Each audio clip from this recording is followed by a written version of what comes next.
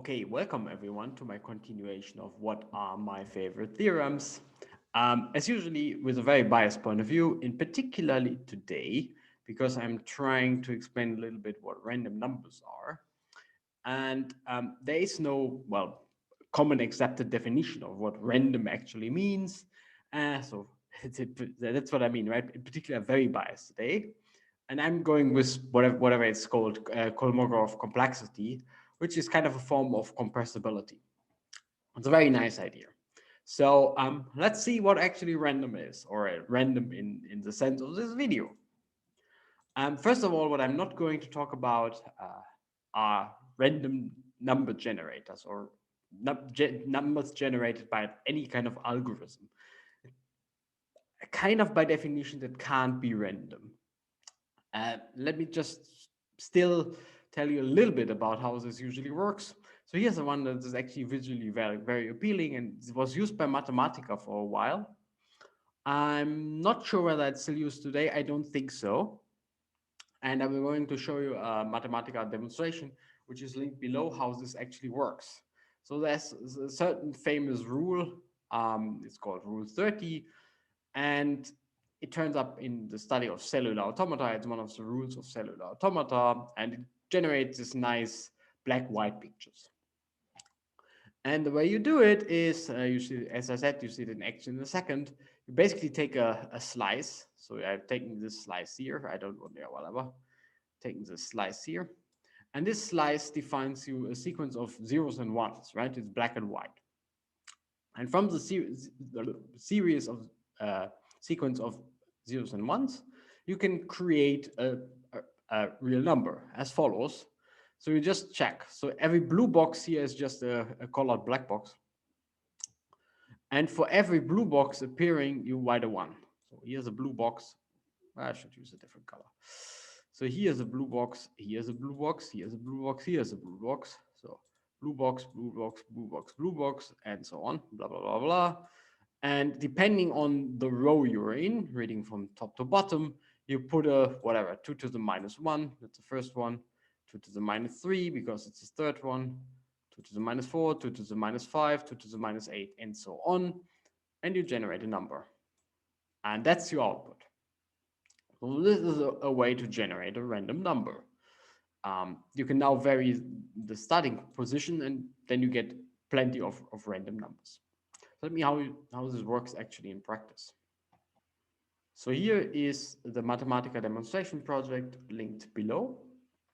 And well, you can here vary the rules. So you have plenty of rules to vary. Rule 30 is the interesting one. So let's go to rule 30.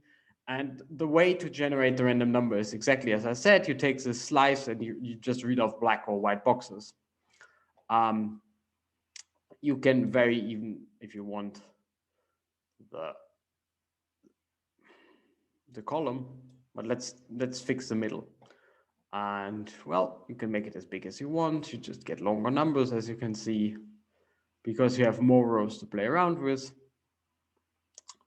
And in order to create as many random numbers as you want, you can now vary the starting position. So the starting position varies.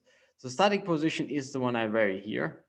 And the cellular automata is built such that if you change the starting position, you change the rest of the output according to a certain algorithm. Okay, and whatever that algorithm is, of course, it's not random because it's an algorithm, but you can kind of generate those pseudo-random numbers. And that's what Mathematica did actually for quite a while. Yes, but the whole point is, of course, no number generated by an algorithm can seriously be called random, right? I mean, that's why they're sometimes also called pseudo-random numbers. And some algorithms are better to create random numbers, some algorithms are worse. This actually isn't that bad, the one using Rule 30. If you just Google random number generator, you can find online tools doing that. I'm not sure how good they actually are. And depending what you have in mind, how random you really need things to be, you maybe want a good random number generator. But actually, that's not really the topic today. The point here of this slide is that those numbers you generate by a computer are not random in any kind of strict sense of the word. Okay, and what I also don't mean by randomness is, for example, things pi can generate. So pi is not a random number in the sense I'm going to show you. I explain later why. But for now, let's just have a look. It looks pretty random, but what people usually then do is to study more like it's a normal number in some sense. So it behaves like a normal distribution, but it's not a random number. Anyway, I'm going to show you a nice Mathematica demonstration, which is of course linked in the description in a second, and it works as follows. It writes pi, basically any number you can think of. The demonstration only writes pi, but anyway, it writes pi in some periodic extension. So 1 1, here's a zero, a comma.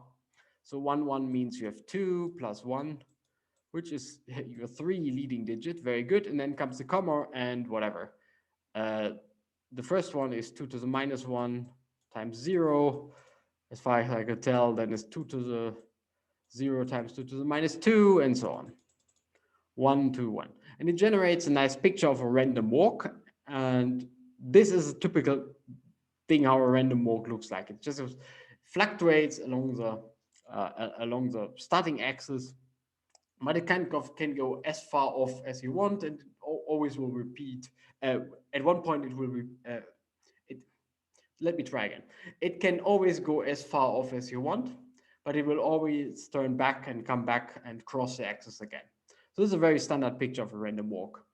And how does it work? Well, I started here my pi with 1 1 0 0 1 0 0, for example, and then a 1. And 1 just means I go in this direction, and 0 just means I go in this direction. So I start 1 1 0 0 1 0 0 1, and then I'm already here, and then comes the fourth string of zeros, 0 0 0 0, and so on. Let me show you how this actually looks like in a demonstration. So here's my demonstration, or not my demonstration, the demonstration linked below.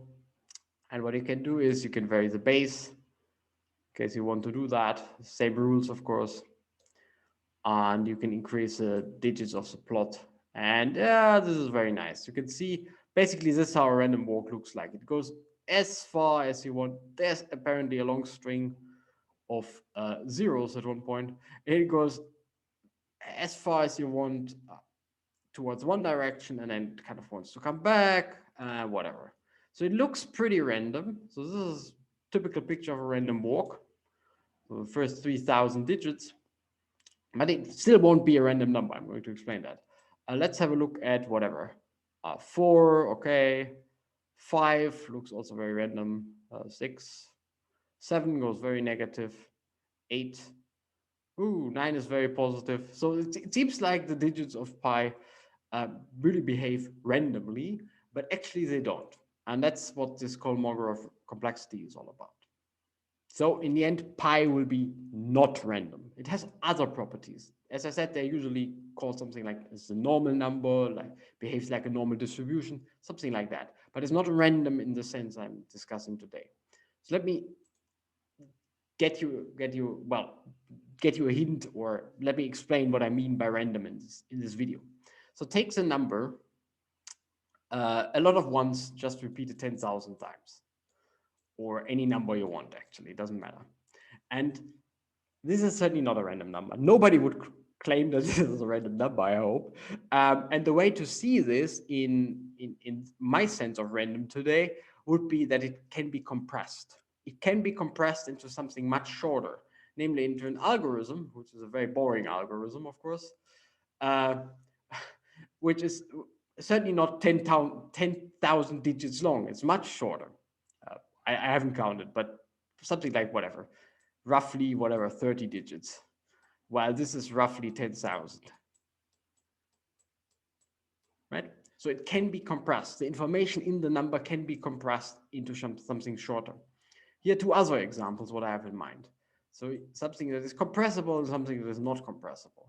So the sequence that I have here is just A, B, A, B, A, B, A, B, A, B, A, B, whatever. And the string length is 32 because I'm just repeating AB 16 times. But actually, the information contained in this is at most of length 17, because I can just, in just plain language, I could write the rule that generates the sequence, namely write AB 16 times, which only has 17 symbols, if not miscounted, of course. And that's compression. I compress the information of 32 symbols into 17 symbols. So this cannot be random information. That's kind of what the idea is. That's what Kolmogorov complexity is. And again, I could make this longer and longer. Then the only thing that would change is this number 16 would get longer and longer. So my string length also grows, but still my original string will be still much longer. So this is non-random information. It's very compressible.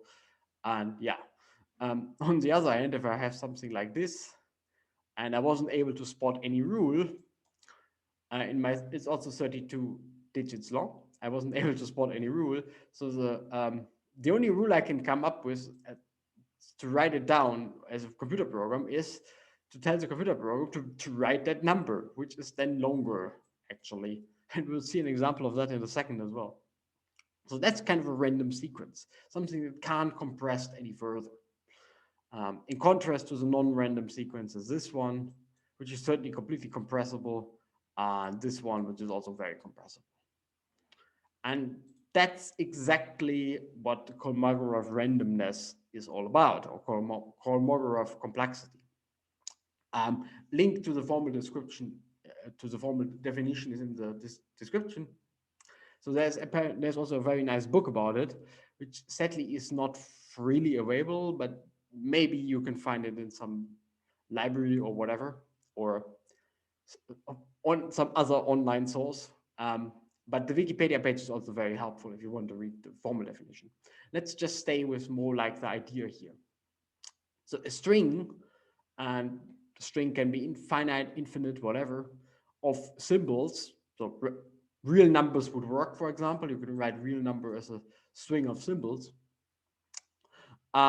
Is random, yeah, is random if any computer program that can produce that string is at least as long as the string itself in some very precise way. It can vary a little bit. So there could be, if an infinite string, for example, and you would like to know the first 30 digits, if it's 28 or 32, that doesn't matter. So if you have a small constant that you can put on it, it doesn't have to be longer. It can also be of the same length. Anyway, the idea is that things, you can't compress it anymore. It gets longer and longer and longer. And you might ask, does it depend on the program language? No, actually, it doesn't. The program language just gives you a certain constant. Like in this example, I used the for and the do.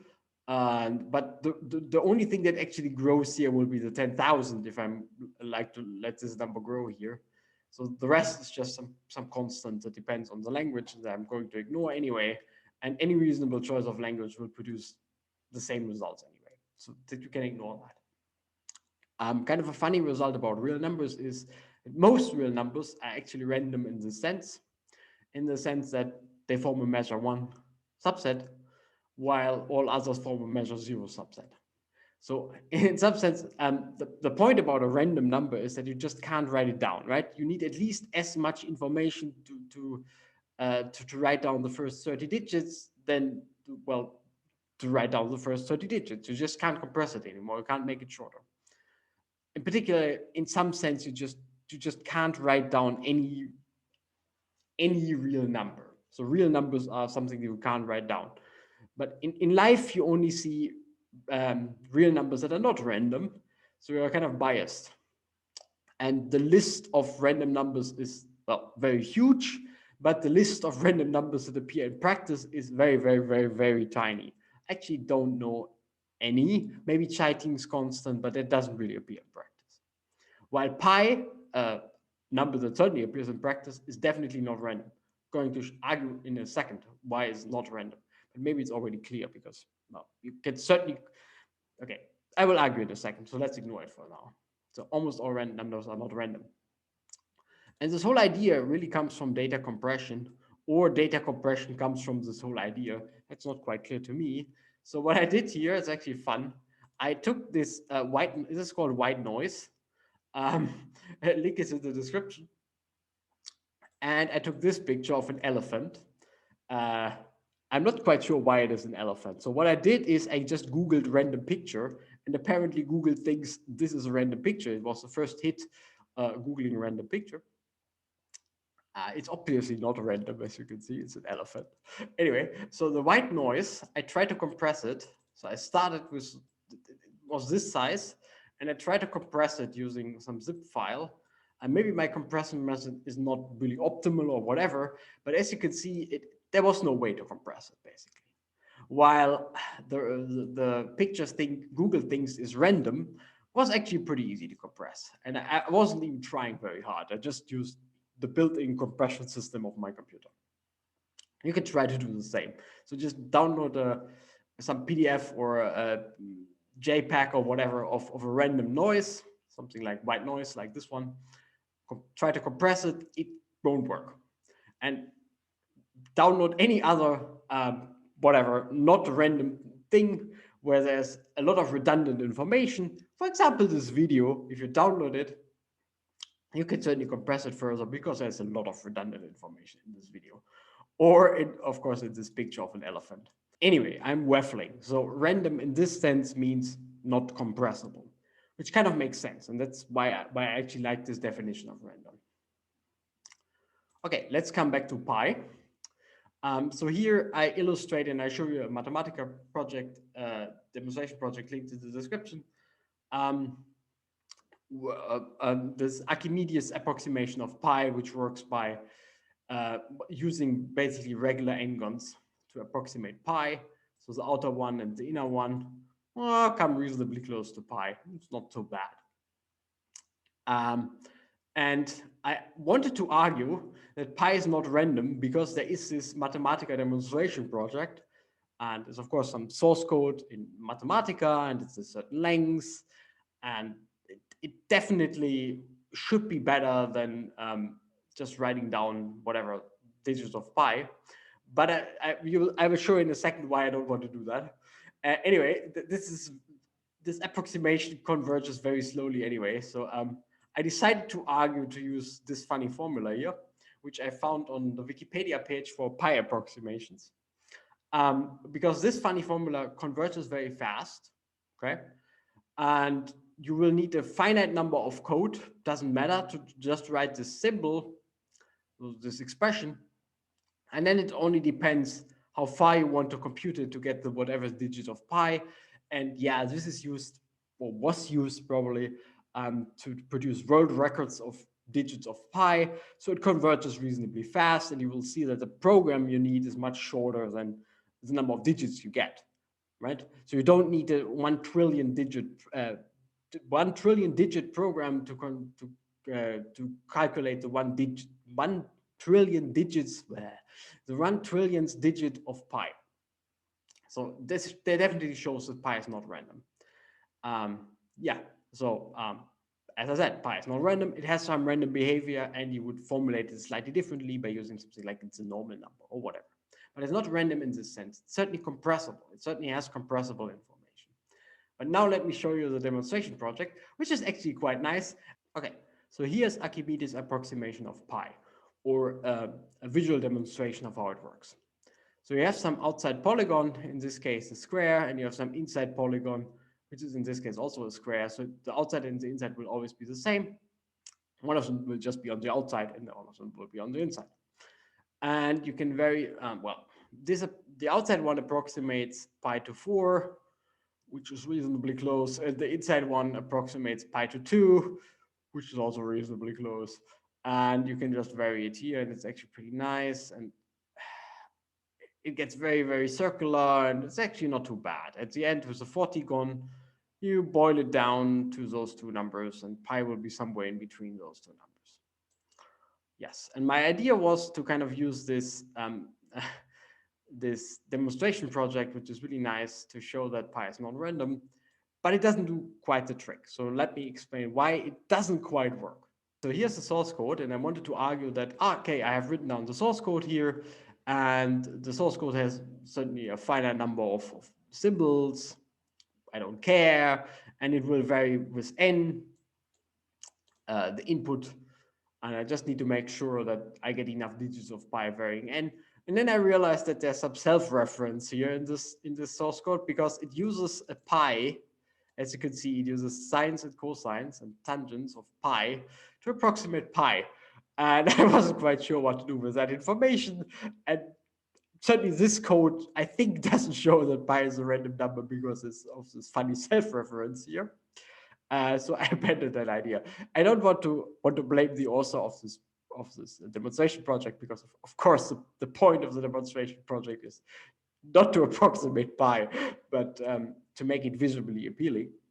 But this is the very bad approximation of pi, right? You should use pi to approximate pi. You can, as this demonstration shows, but maybe it's not the best way to do it. I'm not quite sure. I wasn't sure what to do with the self-reference, as I said, so I abandoned that idea. And instead, I decided to go with this slightly weird formula, or beautiful, whatever you want to call it, which certainly has no self-reference on pi. Anyway, so pi is not random. Random means compressibility. And my takeaway message when I learned this was that noise, what makes a file on your computer compressible is whether it's random or not. The less randomness, the more compressible it is. And that's something funny to actually test. So as I said, just download some random noise, try to compress it. You will see it doesn't quite work. Download something that is certainly not random, and the compression rate will usually be very good. As I said, I haven't tried really hard to compress it. It was still pretty okay. Anyway, I hope you enjoyed the video, and I also hope to see you next time.